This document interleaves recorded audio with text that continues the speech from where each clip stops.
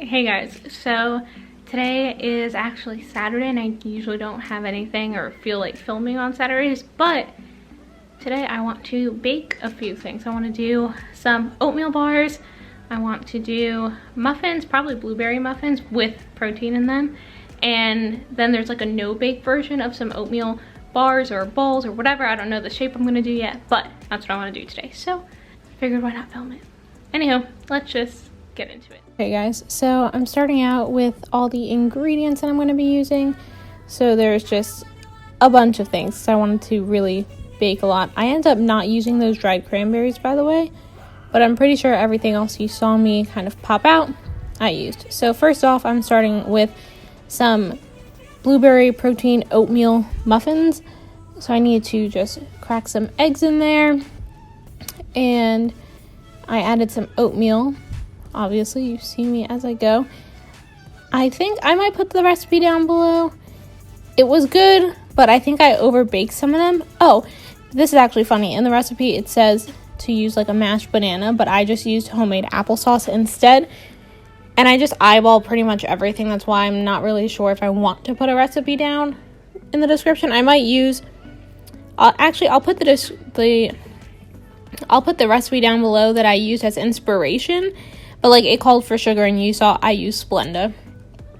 So, that's just kind of how I like to live my life. I don't really like following recipes to a T. I just do what I want. And then, I just dumped in some frozen blueberries, as you saw. And as I mixed it up, I was like, oh, let me just add some flax seeds and then the protein powder. And it looked a little dry, so that's why I was like, all right, I'm going to add some water. The recipe that I was using, or that I used for inspiration, did not say to use water or any liquid, but I just figured why not use some water and add a little bit of flour just to like help it be a little fluffier and whatnot. And they came out delicious, but I did overbake them a little bit the second batch.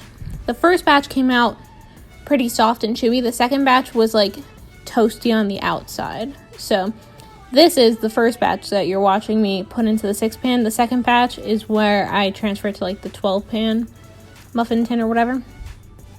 So, yeah.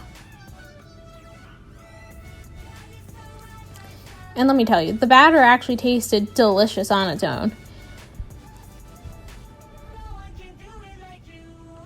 They also didn't rise much, but not that I expected them to. It's oatmeal, not flour. So, yeah, and I had plenty more batter left over. I definitely did not expect that.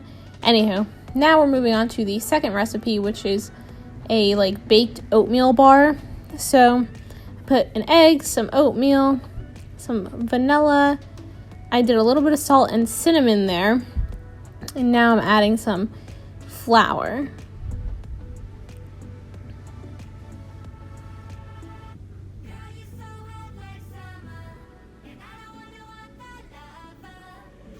So I actually finished off that oatmeal container, and then I had to grab a new one.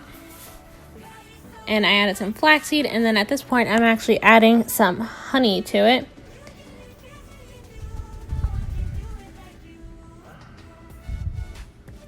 So these oatmeal bars, when I made them, I definitely overbaked them too. The thing is that I turned the oven off, but then I left everything in there just for the oven to cool off and whatnot.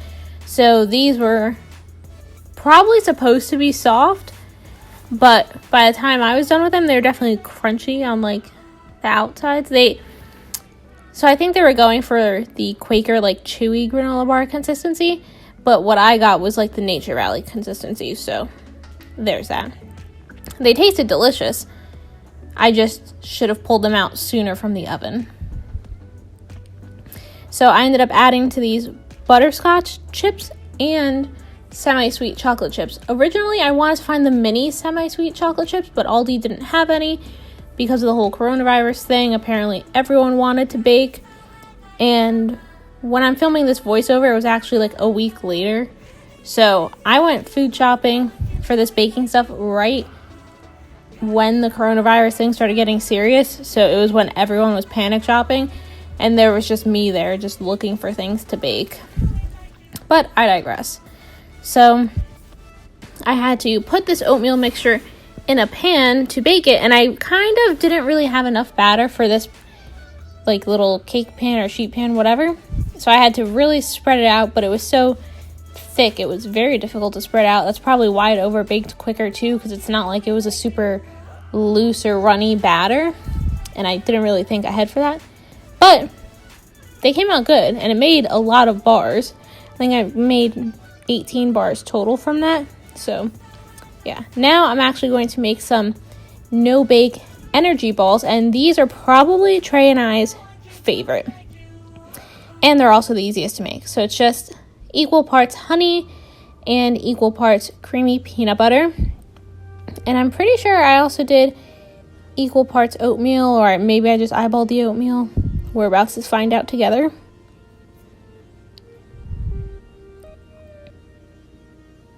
So I just mixed up the honey and the peanut butter because since they're both kind of sticky, I figured I should probably mix them up first before adding the oatmeal. And then it looks like I did a little more oatmeal than everything else. I don't know anymore. Like I said, I'll put any recipe that I use for inspiration down below, but no promises that I actually followed the recipe fully, because that's not how I roll. So once I had all of the oatmeal and peanut butter mixed, I switched to a spoon. It was just easier. And then I added in some semi-sweet chocolate chips because I thought that would be delicious. And it was. And next time I'm definitely going to make way more of this. And I probably won't make the bake stuff every week. But I'll definitely make these protein balls every week. Or, sorry, not protein balls, energy balls. They were just so simple. All I had to do was roll them up. I might not roll them up. I might just actually put them flat in one of those, like, shallow pans, cool, like let them chill, and then cut them up so that it's kind of like the chewy oatmeal bars, but I don't have to bake them, so I don't run the risk of accidentally over baking them and making them crispier than I wanted them to be. So yeah, and then I can probably also add like the butterscotch chips in there instead of just chocolate chips. Regardless, these are delicious, and like I said, they're quick and easy to make. The longest part about this is probably a tie between getting your hands really sticky while you're trying to roll them up and letting them cool off in the, like, just chill and set in the fridge. But other than that, they're super simple to make. Like I said, it's three ingredients minimum. You could add chia seeds to this. You could add flax seeds or ground flax meal. You could add anything to this. But pretty much all you need is honey or agave, something sticky like that. The peanut butter, I specifically bought the creamy peanut butter. I thought it'd be better for this. I don't know if it would work with crunchy peanut butter. I don't see why not. And oatmeal. And so now you see that I'm about to line up the second batch of oatmeal protein muffins. So these first rounds of muffins that you see, even though there's like a few more brown bits on the top, they actually came out perfect. Like, the consistency was perfect. When you see me take the 12 pan sheet out of the big oven in a few minutes, they're way too crunchy.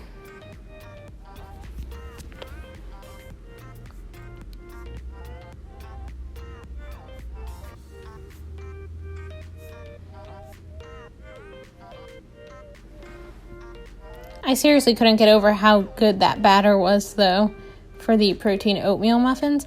I just wish I would have pulled them out of the oven a little sooner, so that way the consistency was still softer. So now at this point, I realized, oh shit, I still have some extra muffin tins left, the 5 extra pans. So I figured, no problems, because I also had extra frozen blueberries. So I just put in some regular flour, an egg. I believe I did some sweetener, vanilla, and the frozen blueberries, and called it a day. Oh, and baking soda, or baking powder, whatever that is.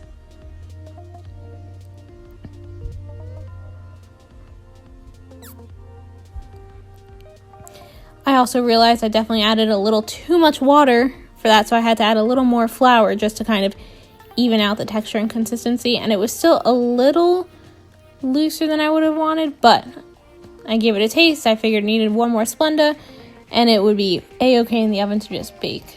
And those muffins came out really good too, and honestly, that was not me following a recipe for that basic muffin right there.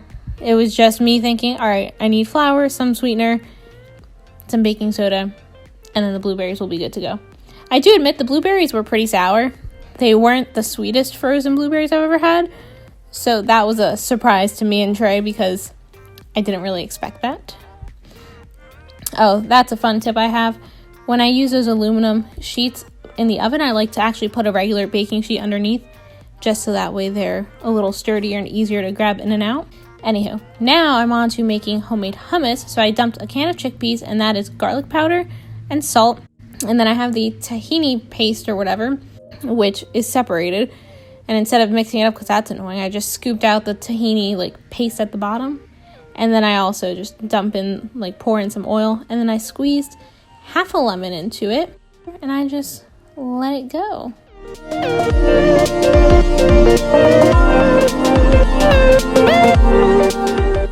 So I keep opening it up, and you'll see I continue to open it up and scrape the sides down. And I had a second can of chickpeas. I wasn't sure how much hummus would come from just one can of chickpeas, so I had an extra one just in case, which I ended up scooping the whole thing into, but reserving the liquid, because I know some people say you can use the liquid instead of using a ton of oil. So I let the food processor run, and through the top chute, I just realized you can't even see it in this clip, you can actually drop some liquids in. So that's what I was doing. I was adding more tahini paste, more of the tahini oil separation stuff, giving it a taste test, and I was thinking it needed more of the lemon. So that's why I decided to squeeze the other half in there.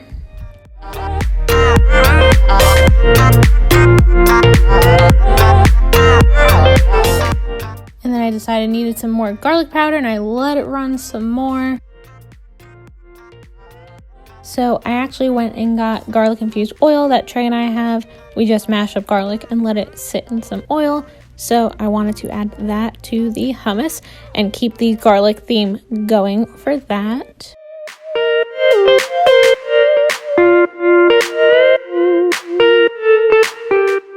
So I just kept adding in some flavorings here and there, opening it up and checking the consistency, because if you don't have enough liquid or oil or whatever in there, the chickpeas don't get creamy. They just kind of look like gritty. They might not taste gritty, but they just look not creamy. So at this point, I was super happy with the consistency, as you can see right there. So I decided to take a picture to send to Trey. And then I grabbed my little container, and I wanted to measure it out just more for macro sakes. So that way I know how many grams total, so I know how many calories per gram if we decided we wanted to eat this and track our macros. Definitely made a ton of hummus, but my parents were coming in this weekend, so I figured they could enjoy it too. My dad doesn't really care for hummus, but my mom does, and she loves garlic too. So that's why I wasn't really concerned about it being a huge container of hummus.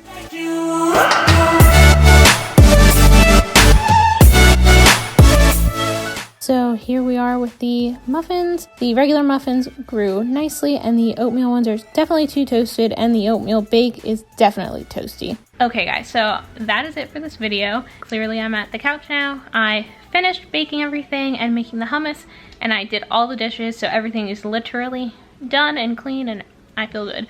I was just in a baking mood this week from watching Jen Chapin, which I actually have her on TV right now, and Kimberly or Kim Wad from The Wads. So yeah, that's why I ended up making all these fun baked things. And I don't regret any of it because my parents are coming this weekend, so it gives them some things to snack on that's just different. Anywho, hope you enjoyed the video.